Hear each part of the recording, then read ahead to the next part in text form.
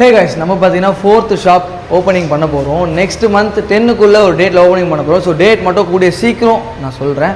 And நான் நிற்கிற இந்த ஸ்பாட் பார்த்தீங்கன்னா ரொம்ப வருஷம்னே சொல்லலாம். ரொம்ப வருஷம் எனக்கு ஒரு கனவு. ஸோ ரிவீலிங் ஸ்பாட்னு ஒன்று த்ராட்லோஸ்க்கு இல்லைன்னு சொல்லிட்டு ரொம்ப வருத்தமாகவே இருந்தது.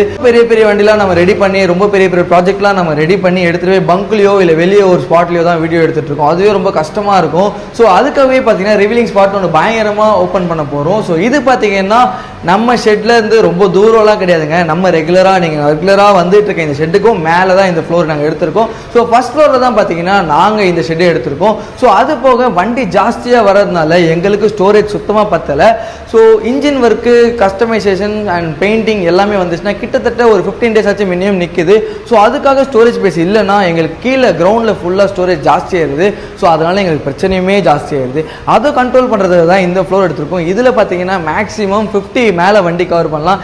இப்போவே பார்த்தீங்கன்னா 50+ வண்டி இதில் கவர் பண்ணி வச்சுருக்கோம். ஸோ உங்களுக்கு யாருக்காச்சும் வண்டி சேஃப்டியாக சர்வீஸ் பண்ணி பர்ஃபெக்டாக சர்வீஸ் பண்ணி சேஃப்டியாக பார்த்து பெஸ்ட்டாக கொடுக்கணும்னா நாங்கள் இருக்கோம். ஸோ நம்பி வாங்க, பெஸ்ட்டாக பண்ணி கொடுத்துலாம். Keep supporting. தேங்க்யூ. ஃபாலோ பண்ணிக்கோங்க.